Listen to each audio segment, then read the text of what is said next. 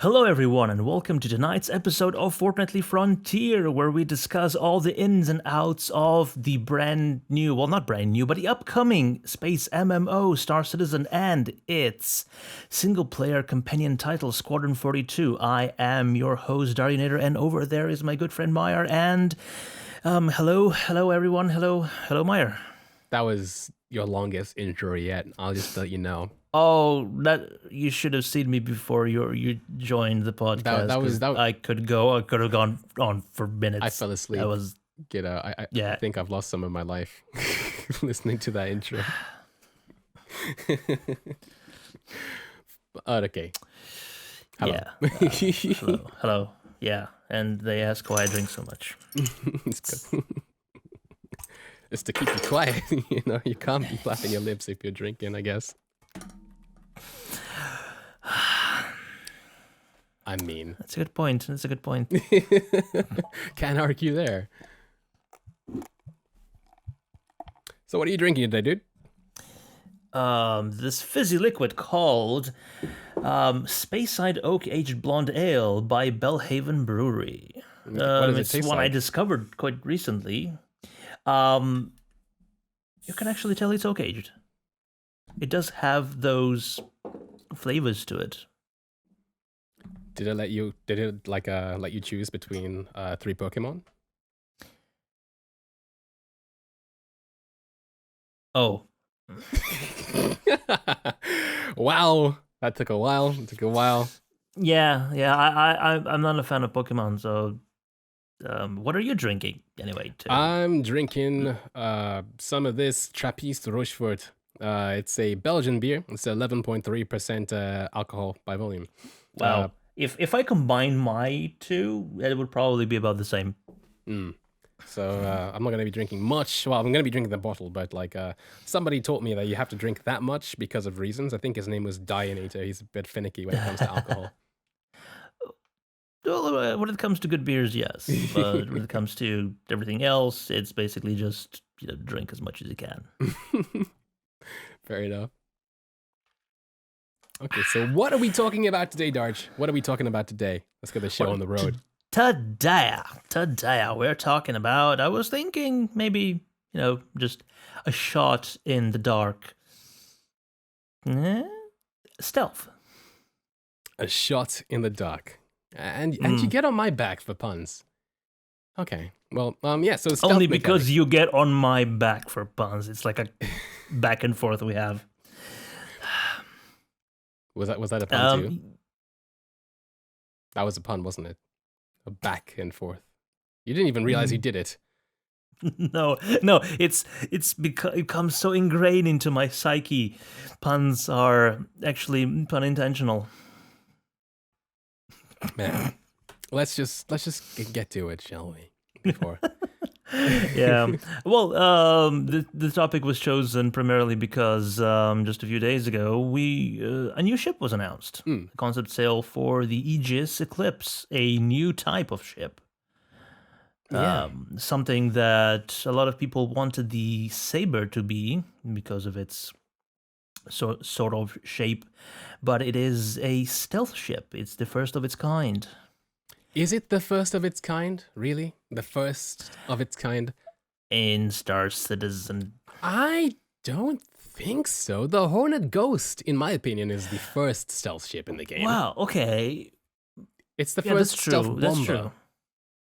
Well, is it a bomber or is it a fighter? They call it a bomber. It's most definitely not a fighter.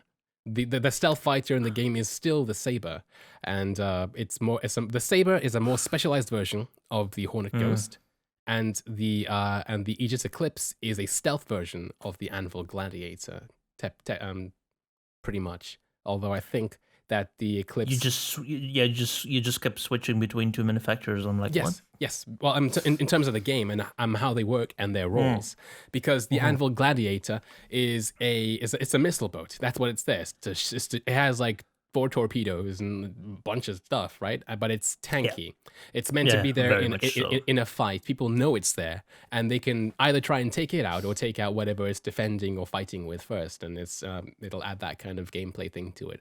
Whereas the Eclipse, as its name, kind of like almost what's the word? Its name forestalls, foreshadows. Foreshadows. There we Yeah, go. That's damn a it. good one. More puns.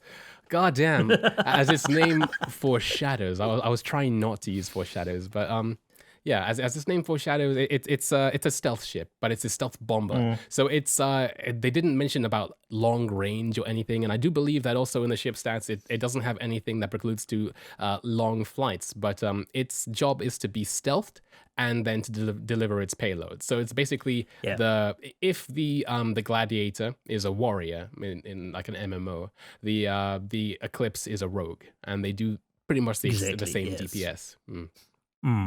Do they? Well, yeah, but you punch a rogue and it's out, and you punch a warrior and he just laugh at you and punch you back. Yeah, the gladiator is super armored though, whereas the Eclipse isn't so much. So. Well, you would imagine that to reduce the electromagnetic infrared radiation signature, even though it does introduce a new type for components, like a stealth component. You got, excuse me, this is quite but more carbonated than I thought it would be. So you got racing components, and you've got fighting components and stuff like that. These are stealth, so they operate sacrificing some things by producing as low a signature as possible. So combined with the new scanning mechanic, they will be a lot harder to pick up. Yeah, pretty much so. And I can't wait for those two things to be added to the ship. Do you think they will be added in 3.0? Scanning, stealth mechanics. So actually, if we do yeah, basically in the schedule report, the radar system is and has been done. It's on the schedule report. Whether or not the radar encompasses scanning and uses of scanning for the radar as well is to be seen. I'm not sure if the tooltip precludes to that or not. But yeah, I think that with the inclusion of migrating ships to the 2.0 item system, there will be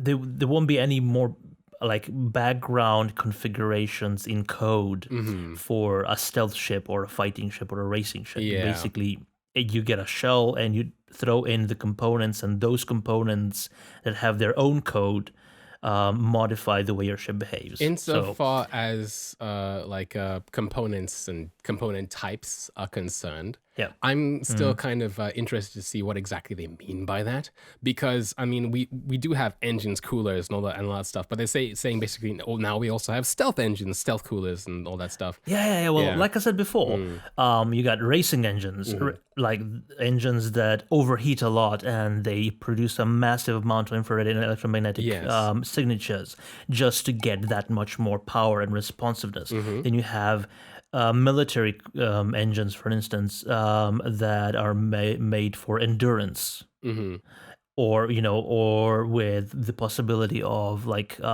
you got different ways of phrasing it. You got battle speed or ramming speed, that sort of things. And then you have stealth engines that will propel you along, but have a much more reduced signature to be picked up on the radar on scanning. Insofar, that's how I'm seeing it, because it's not like you get engines and shields and coolers and you have a stealth component. It's like type of component. Exactly. It's not like you had like a stealth beam or beacon or something on a ship or something random. But insofar as modularity is concerned, though, do you reckon that in the same way that on ships you have size 1, size 2, size 3 things, certain ships will only be allowed to have certain types of engine and they'll be locked to it because of compatibility? Because that's what it seems like they're precluding to in the Aegis brochure, because it says with the Eclipse brings a new kind of component type. So that so one will imagine that the Eclipse will be able to use those components, but does that mean that other people won't? Because in jump points, in this month's Jump Point, they mentioned a company, and this is going to be, you know how we have Apocalypse Arms, Gatling guns, and that kind of stuff. Yeah. In Jump Point, they introduced the company for stealth mechanics and stealth items, and that was Ascension Astro, I believe they're called. Okay. Yeah. So in that entire lore piece, they didn't use Aegis in any of their examples. In the history of Yeah. Ascension, they just purely talked about origin ships, origin. So I imagine, if the lore guys and the gameplay guys, talk together enough, that the origin ships will at least be able to be compatible with stealth tech. But does that mean that all ships will be compatible or not? That's kind of my question here. Well, considering the Item 2.0 system is meant to be ship and manufacturer agnostic, so long as you have the correct size slot for the component, then you should be able to. But I would say that not all types of components will be available in all sizes. That's a good point. Like, I don't think you'll be able to put a stealth engine on a javelin. Like, I don't think there's any manufacturer that makes a size 10 engine or whatever it is that the Javelin uses. They just make a size 10 and you take it or leave it. But for smaller ships, the M50, you can have a racing engine. Then you have the Eclipse and you have a stealth engine. Right. And for the Hornet, you have a military engine. Just, I reckon that maybe what will probably gate you from using those engines and stuff would be also, I suppose, the power plant to a certain extent. Well, the stealth items probably will also just be larger in size, like larger size slots, like maybe 3+. Simply because in terms of power and power used and power generated, I don't think they use that much. If you look at the Eclipse's stats and what goes into it, it uses small engines, it uses a small jump drive, it uses really small and components, and where possible they use multiple as opposed to one, which will draw more power. So I feel like maybe yeah, because otherwise what will happen is the smaller ships will be able to use all this stealth tech. I remember way back when the M50 used to be, and I think this is before they decided, we're going to have Item 2.0, and when they basically had Item 1.0 working almost better than it does now. If you had an M50, you could put on, I'm not sure what the name of the weapon was called, but it was like a mass driver or something, and you would shoot 3 times with the M50, and you would drain all the energy from the ship, and you would start careering into asteroids, and it was amazing. And I feel like maybe that'll be something that, as a pilot, you'd also have to kind of think about when you're outfitting your ships. I feel I'd like that, as opposed to this is too big or this is too hungry, you can't use this, and it will just straight up not allow you to. Sure. Well, so you'll have a size deficit, but that's something that I've always said. The amount of power that your power plant produces and the amount of power that your components require is going to have to be a careful balance, because you don't want too much, otherwise you'll have too much of a signature, and you don't want too little, because then you get the same experiences you get with the M50. Once the buffer for the gun is discharged, and then the gun starts drawing power from the power plant, it starves all other components. Yeah. So you would think maybe that the stealth components just take a lot of power. Do you reckon so? Because if the stealth components take a lot of power, then the power plant will also need to have to generate more power, which would mean that it would then be emitting way too much, like EM and IR. Yeah. Okay. So what is the drawback for the stealth? The stealth engine, for instance. Possibly that, because of its low power output, you wouldn't be able to have really powerful guns. You wouldn't be able to, or at least you wouldn't be able to use them as much. You wouldn't worry so much about your guns overheating more than you'd worry about your guns just not having enough power to keep going. I would imagine. You'd probably see like the M50 example, but on a smaller scale, a less severe scale. You'd probably be able to, in 3.0, see exactly what's happening before it happens. Hopefully. Yeah. Well, yeah.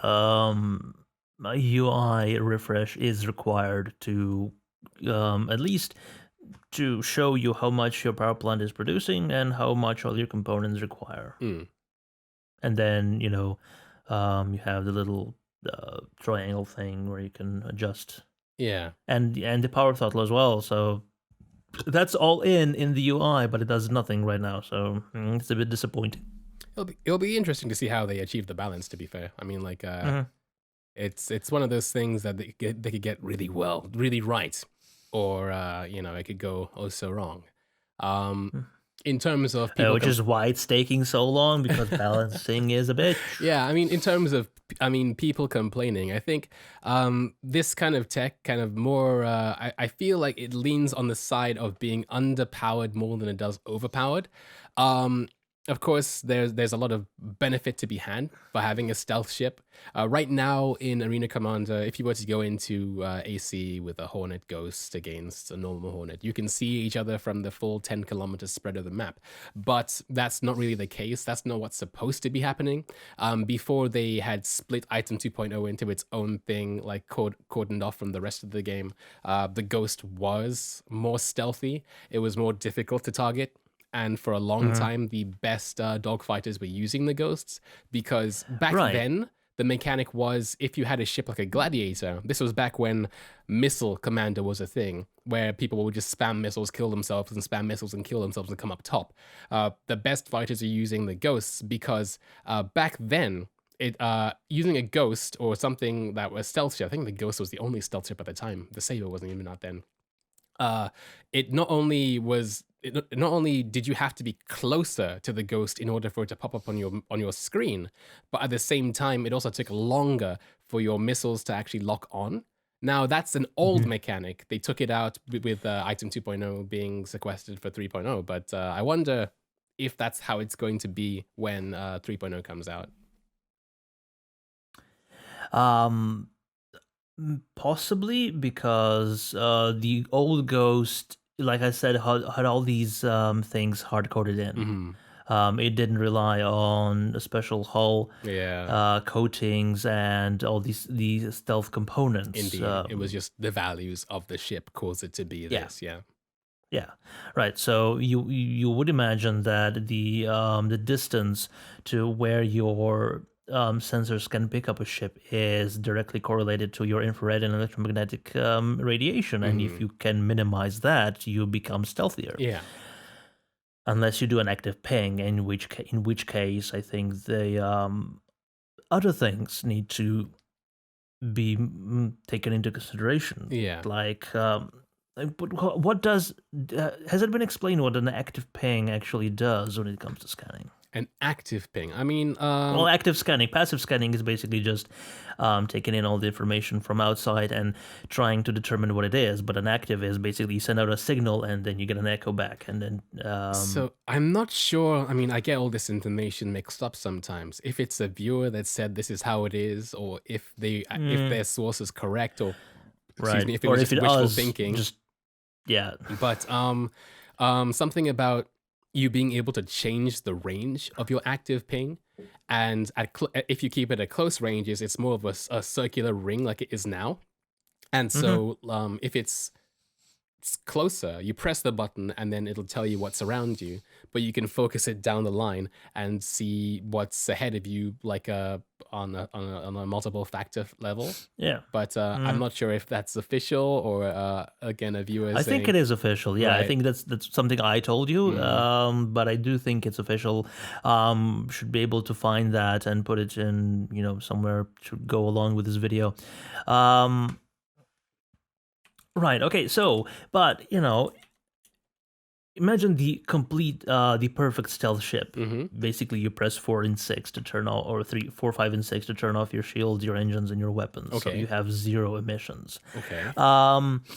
Or somebody's doing that to you. How do you find them? How can you? I guess if it's the quote unquote perfect stealth ship, so not only do you have full stealth components, but you are a stealth ship in terms of your cross section and you're sitting on an asteroid, I think the answer is you don't unless you see them visually. If they're, let's say, on the bright side of an asteroid or something. Otherwise, I think that in that scenario, you don't. Unless, of course, you're in, let's say, a Hornet tracker, which is on the other token meant to have really, really good scanning capabilities. In which case, you might be able to distinguish the diminishing like IR and EM like levels dropping, you know, in comparison to the asteroid it's sitting on. Right, yeah. So you have the ambient and red and electromagnetic, and then you have what the ship radiates. So you're thinking that the tracker will have a much higher fidelity. So instead of just distinguishing like something has a radiation of 20 while the background is 10, a normal sensor will be able to do that. But if your radiation is only 2 points above ambient, only something like a tracker will be able to distinguish that. But how does it then distinguish between just normal noise? And it's like all these things. Good question, Dodge. And I love that we are actually moving on to like detection, and that as opposed to the detection as opposed to actually stealth now, because it's something that I didn't think about until all of a sudden I thought the tracker. But right now in the game, for those who aren't as up to scratch, on your ship, you have your screens, and on one of the screens it tells you emissions. So it tells you your current emissions. It also tells you the background emissions. Yeah. So I believe the two main ones are infrared and electromagnetic, and then you have a third one, which I've is been more talking about those two. Yes, but I'm just explaining. Yeah. But the third one is your cross section. And sorry, I think fidelity drink. Yeah, so and your cross section, and right now it doesn't really work how it probably should be, where even if your ship's EM and IR is below the ambient of all those things, you're still detectable.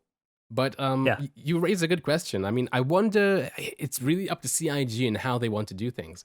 Will the Hornet tracker actually have different MFD screens for scanning specifically, or will it just be more accurate? Would it be a higher resolution of scan?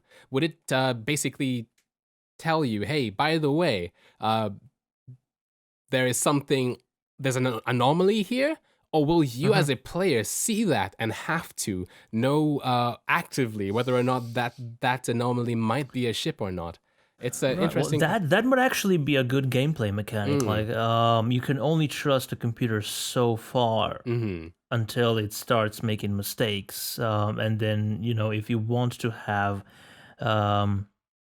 better results, especially just even if you're hiring players to do something for you on a multi-crew ship like this. Yeah. They said you will need a player to get the best results from it, because both an NPC or the AI will not be able to get the same results as a human player would. Yeah. Or a well-trained one at least. Yeah. So that would be a good mechanic. Like you have an actual graphical readout of the scanned area, and then you see, okay, there's possibly something here and possibly something here. Let's go check it out. Instead of just relying on the computer telling you, yeah, there's definitely something here. Hopefully there's enough junk in the game to make that an actual fun thing to do, to say, all right, I'm gonna start working the scanners here in this asteroid field, because they might be rubble that we might miss because we don't have anybody actively scanning. Regardless of stealth, but just more tracking. It'd be really, really, really cool to see, and I think it's one of those things that they can probably do to make the game a bit more immersive, a more high fidelity. It's a word we like.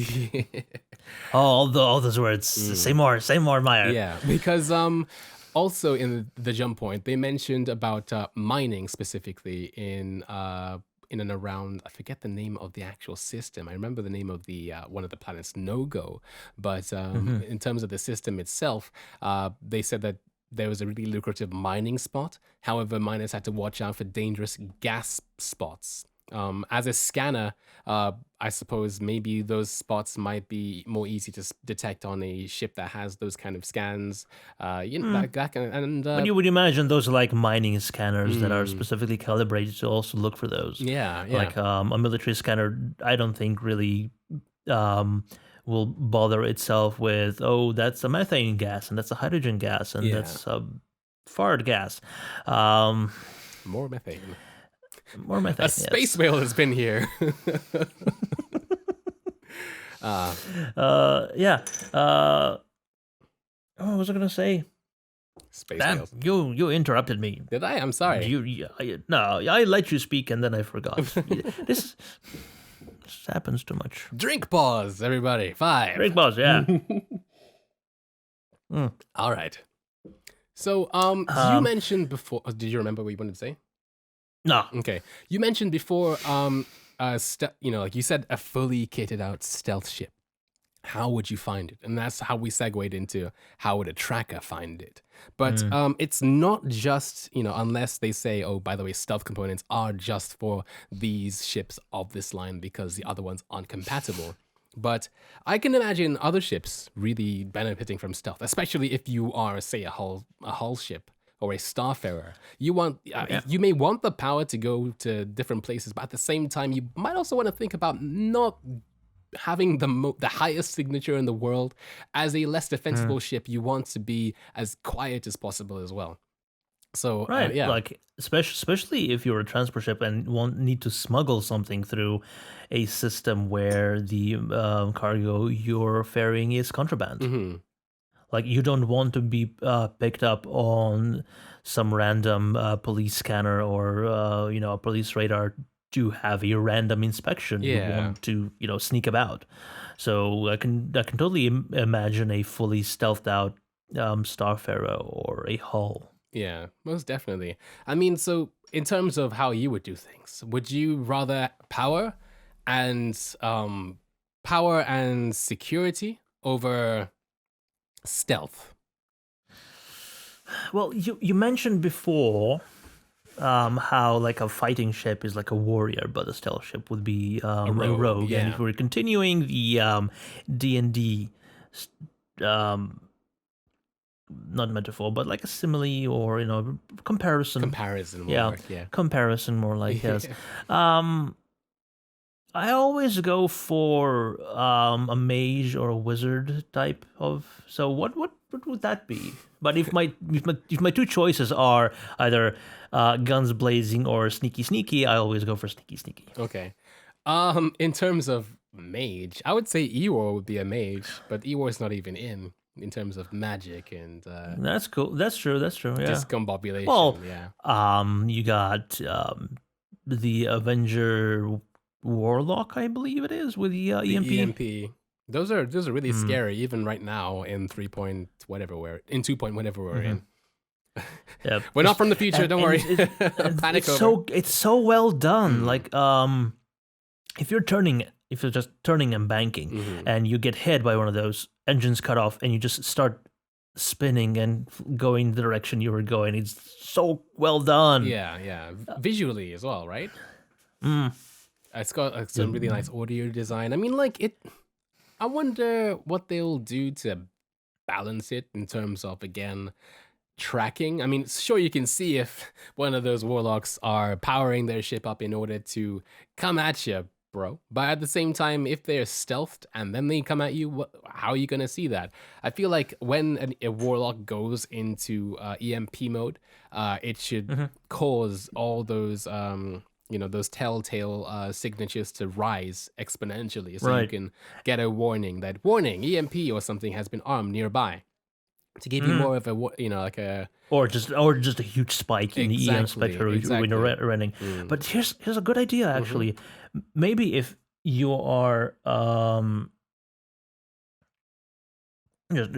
scanning for EM and then an EM pulse goes off, what if that also completely fizzes out the AM readings from the general location? So if something else is also going on, that would mask it. Right. I mean, that raises another question. How exactly does stealth work?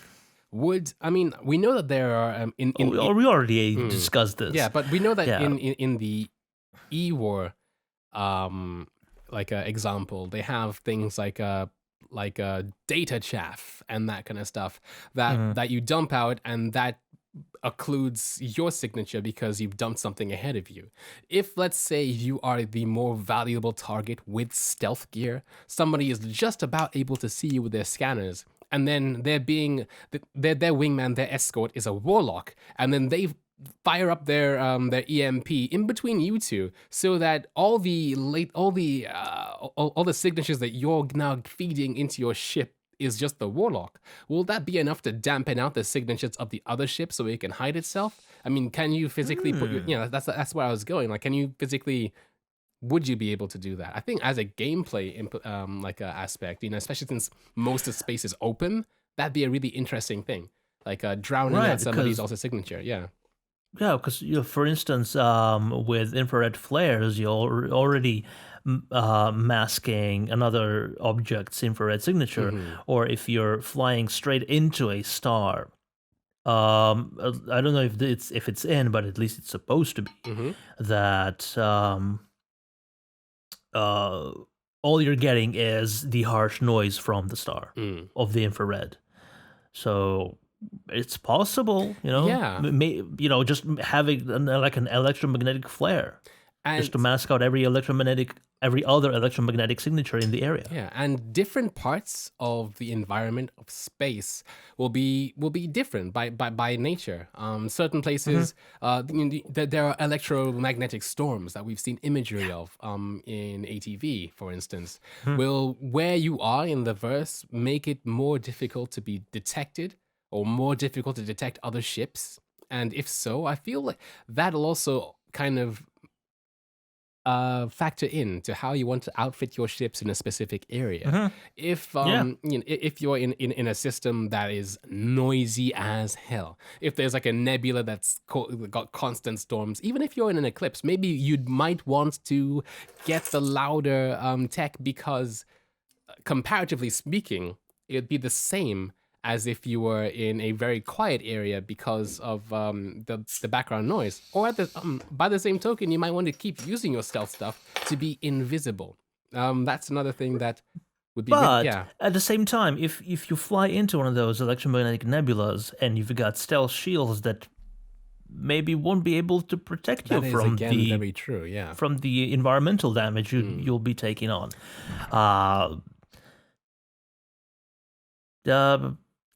Noises. Sorry. See, you're not being stealthy.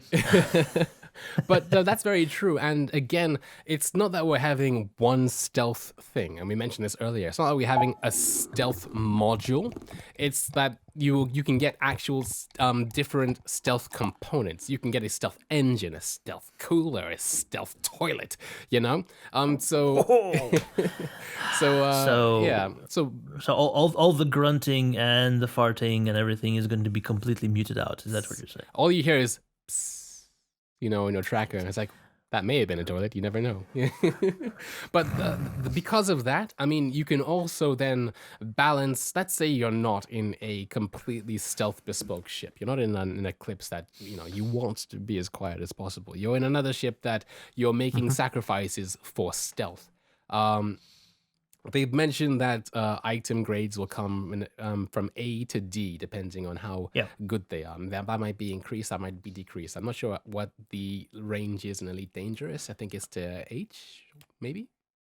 Or G? Oh, no idea. I think it goes even higher. Oh, yeah? But some things are only available in those, in that range. Right, but... like you, what is it? Planetary approach suite. I think that's just an I range. Right. Regardless, though, at the same time, A is the top one. So yes. I guess asking you now. So let's say that you're not using Saber or an Eclipse. You're just Captain Dahlia, or whatever you want to name your redheaded character. Did you just dox my character? Did I doc? Is that really what you want to call your character, No. Captain Dahlia? No. I'm actually slightly more imaginative when it comes to names. Thank you very much. Darjina. That's closer. Oh, really? Well, so let's say Okay, you're go in on. a ship. So let's not say you're in a lot. Let's say you're in a carrack. That's imaginative, isn't it? So let's say that you're in a carrack, not necessarily for stealth, but let's say you're in a rowdy neighborhood. You're not in UEE space. You don't necessarily want to be seen, but at the same time, you want to be able to defend yourself, to move fast when you need to be. What components would you sacrifice for stealth? What components would you sacrifice for firepower, for high energy output? If this was you, what is your gameplay style? Is my question. Oh, my gameplay style is, well, in the carrack would be completely pacifistic. So I would be willing to forgo offensive weapons in lieu of more shielding. Okay. I think that weaponry is completely different though from your shields. Insofar as you can use a size 6 or what, I don't really know what weapon styles you have in the character. You can use those weapons. But if you have smaller weapons, Yeah. it means you can have bigger shields and maintain the same it? power consumption. That is true, but you could also have the larger weapons and be relegated to using them less, but still have the firepower when need be. But I suppose you'd still want it. Yeah. Because if you really Then- were the pacifist, you wouldn't want the small guns, because that's thinking too smart in terms of defense, don't you think? Or even offense, like... So I'm like the American pacifist with the biggest gun possible, just so I don't have to use it. Fair enough. I mean, I guess that analogy kind of works. I mean, even us, we have the Trident system or whatever, but is this politics now? Well, yeah, you might want to say, the biggest gun is the biggest deterrent. But I don't agree with that at all. So would you... I still would go with better defense than offense. Would you make the sacrifice then for stealth gear in, say, a larger ship that wasn't necessarily for stealth, just so that, if you were doing something that you'd rather you weren't interrupted with, would you make that choice? Would you give up some other... Let's say, because we don't know what you're going to be giving up, specifically. I suppose just sheer power in your engines. Perhaps the ability to cool your weapons faster. Here's something, though. Carrack has quite a lot of cargo area. It does, yeah. So why not have several versions of a component on board? Do you reckon you'll be able to outfit your ship on the fly? Yeah, why not? But just power it down. I mean, it's not in the middle of a firefight. No, exactly. I mean, but if it's a huge component, so like 2 or 3 people have to carry it, because the higher in size you go, literally the larger in size you get. I mean, this isn't something. So the only games I can use to compare are, I only have 2. Off the top of my head, we have Elite Dangerous and we have EVE Online. I know in EVE you can do exactly what you're talking about. You have an inventory slot and you can change between the different components as and when you need them. But in ED, you need to land and you need to go to a specific area in order to change your components up. Right, yeah, but ED is stupid as well. I mean, they don't even let you. You can have the largest cargo hauler in the ship. They don't let you carry a single pistol in your cargo area. In ED? Why would you need a pistol in ED? Okay, not a pistol, but say a different gun that's tiny in comparison to the huge amounts of cargo that you're able to haul. They don't let you do that. I mean, how do they even transport these things from one station to another to be installed in the first place? I mean, I don't know. In terms of gameplay, I don't really know if they will allow you to change components on the fly. I mean, if they did, then at the same time, like, if somebody was approaching you, I mean, how much time would you have in order to change that component? Exactly. How much time would the CIG, being as immersive and high fidelity as as possible, how much time do you think that they would realistically give you in order to change a component? Remember, like we saw that again, it was placeholder. Then again, the different producers and designers might be cross-talking. But we saw the one concept image of landing a constellation on a planet, and the cargo manifest saying it was going to take 30 minutes or something to to like 13 or yeah, something yeah. like that. Yeah. To remove a component. Like that being said, Well, I think that's like completely unloading the entire cargo area. just to completely unload the cargo bay. With that being said, that's 13 minutes. That if it's just one component on the ship that's actually attached, I mean, like again, it's actually attached. It's riveted in. I mean, I don't know if you'd be able to, you know. I don't see why not, because for one, it'd be a lot easier to get to the components in 0G rather than on a planet. It'd be a lot easier to handle them. Maybe not on the fly. Maybe you do have to shut your entire ship down so you get to the component and not instantly kill yourself from the electric shock because it's still wired into the power grid.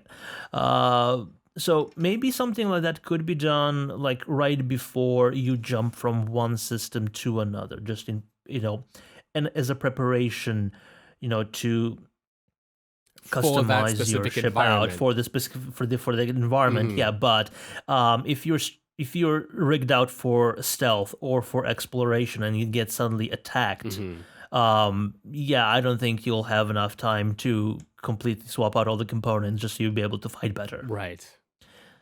Okay.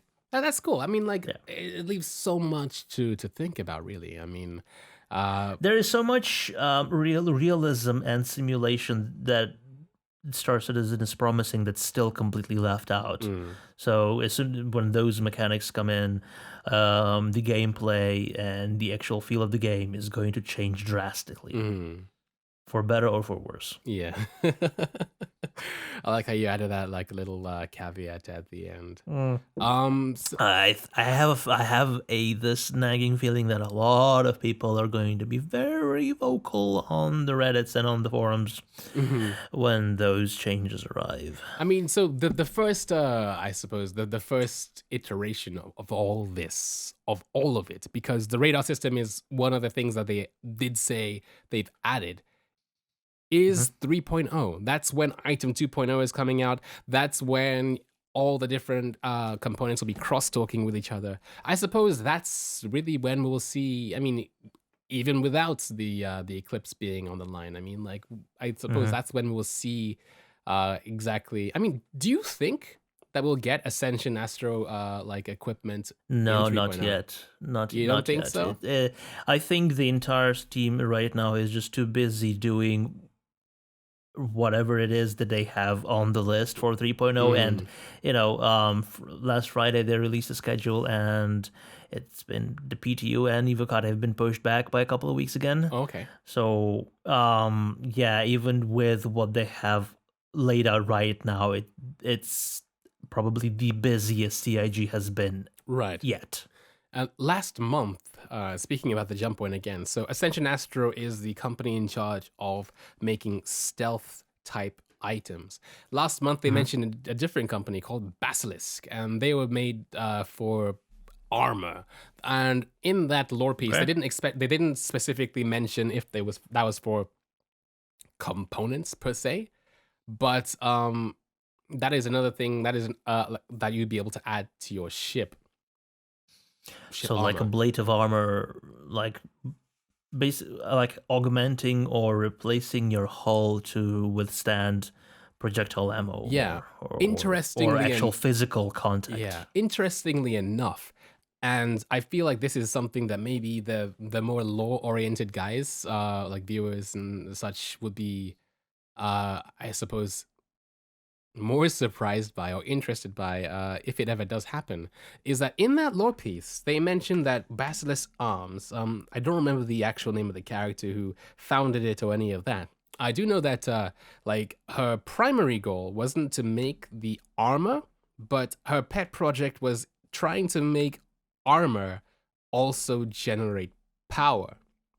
So I think that it'll be a really nice, like, I don't know if Easter egg is the Okay. word, but it'd be a really nice thing if perhaps we do, get that in the game for one, but also that would also mean that if you wanted to add armor to your ship and that top of the line armor, if that tech that they were kind of alluding to in the piece is in, that would mean that if you're a stealth ship, you wouldn't be able to get that kind of armor on your ship because it'll increase your signature because it's also Yeah. helping with your power. Yeah. So you would just really think that if you want to be stealth, you really do have to follow the archetype and be a glass cannon. Yeah, exactly. And I like that. I like that a lot. That would mean that, things like the Super Hornet, which they already have armor in the game. And of course, when we get there, you'll have to kit it out with the specific things.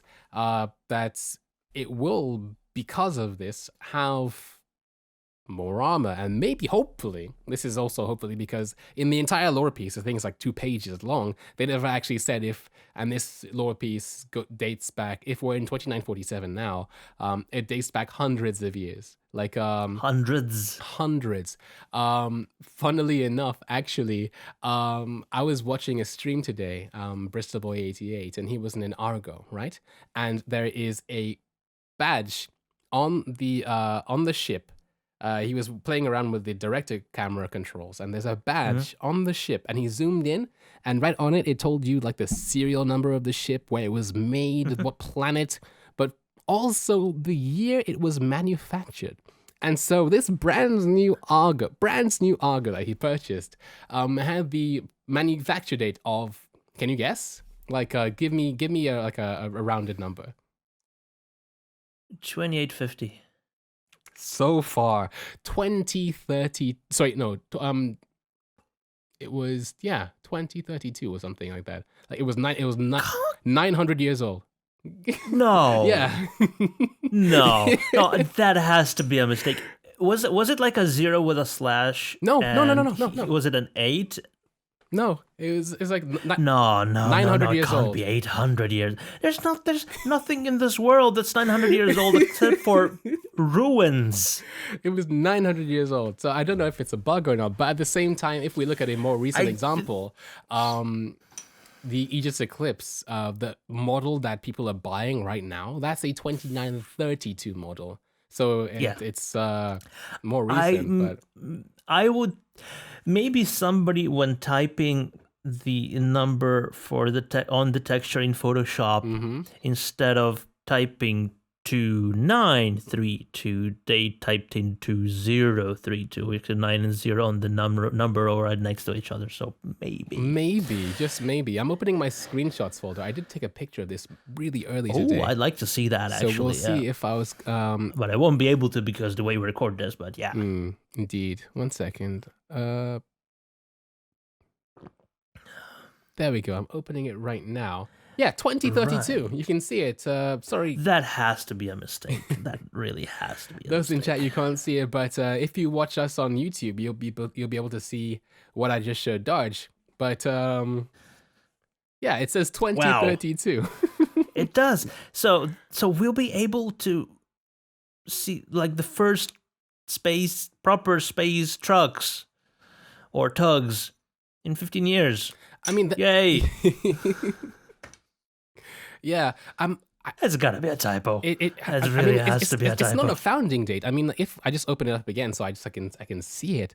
Yeah, so it says model MPUV, chassis number, and it's a long number, year 2032. Yeah. It also gives you the manufacturing system, Corel, and the planet Lo.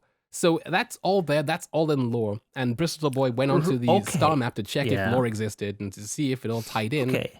It says 2032. Then again, the artists may not always be, talking. Right, yeah, okay. But when was that system discovered? The Corel system. When did humanity start going into the stars with jump points? That is a good question. I can probably guess it wasn't in 15 years. Elon Musk, get on it. But that's very true. In which case, it must just be a typo. And Yeah, I would say it's a typo. Yeah, Yeah. but one for the issue council. it is probably one for the issue council. Yeah. All right. Guess we have BB88 to thank for that because that's really interesting. Okay, how's your beard situation looking? My beard situation. Your pointy. beard. Oh, my beard. Beard. I'm done actually. Does that mean that we're done for the podcast? I got a few sips. Yeah, I got a few sips left. Okay. So Ratio. Actually, I've got this much left, and this isn't a racing beer, you uncouth heathen. Why don't you equip some stealth tech to your ass and hide? Because how dare you?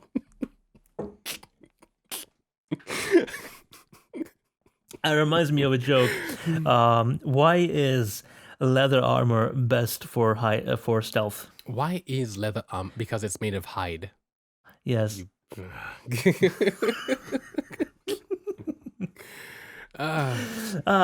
So you think maybe the what's it called? Whatever the company is that make the components from leather? No.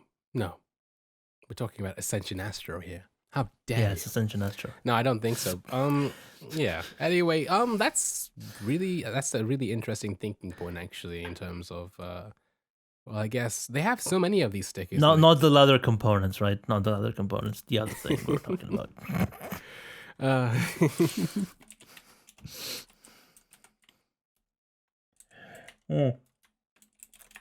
Yours may not be a racing beer, but this one is because it's chocolate. It's chocolate.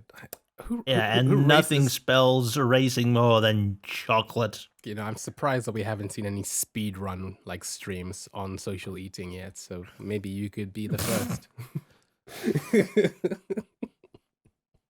Well, I'd eat a full pizza in 5 minutes. Yo, you know that your claim to Twitch fame, my friend. Right, yeah, and I use a knife and fork. I don't just slice it up and just rub it down my throat. You know, I mean, like this is super off topic. This has nothing to do with stealth. But I actually, you know, I think we're done with the actual topic of the podcast, but let's go on with something else. I did actually order a pizza when I was in the States, and I used a fork and knife. And not only was the person I was with, my uncle, who's American, not only did he like look at me like, but also the guy opposite looked at me like, and also the waiter looked at me like, and I was like, I'm British. And they're like, oh, okay, right. What sort of pizza place did you go to? If you went to Domino's and asked for a knife and fork, then yeah, I wouldn't be surprised they looked at you weird. But if you went to like a hoity-toity pizzeria / pastaria place, then yeah, though even those people shouldn't be giving you weird looks. No, I did. Even in America. It wasn't Even Domino's. in It was just like an America. Italian restaurant. I mean, then again, I mean, you're only one fold away from a calzone over there, and I think there were some people. I mean, like, I don't mean to like you know to poop on people and stuff like that. I mean, like, but you know, like someone who was eating chicken. But wings you're at British, so you will. Yes, exactly. Some uncouth heathen was actually eating chicken wings and throwing the bones on the floor like if it was his a barn, which I assume he was raised in because he was acting like a Cro-Magnon or something. I've never been so. And that actually, I do agree with you because no matter where you are throwing food, even even if it's bone on the floor, unless they had actual dogs employed at the place that would run around from table to table picking up the bones, but. Nah, you Anyway. don't do that. It's like almost akin to, people who chew tobacco and just spit it out on the floor. Yeah. Anyway, You don't do that. And on Anyway. that pleasant mental image, I think we should end the episode. indeed. Shall I? Yeah. Go for it. So, ladies and gentlemen, on Twitch TV and also YouTube, that was the Fortnightly Frontier. I hope we kind of touched upon stealth tech and chicken bones. Thank you so much for watching. Those on Twitch TV will now be answering questions, talking about the topic. And on those on YouTube, we'll see you next time. Around the verse? And in the verse. In the verse. Bye. Just cut it. I mean, watch out, guys. This is Exciting. this is a minefield. Anyway, so yes, gosh, take it away.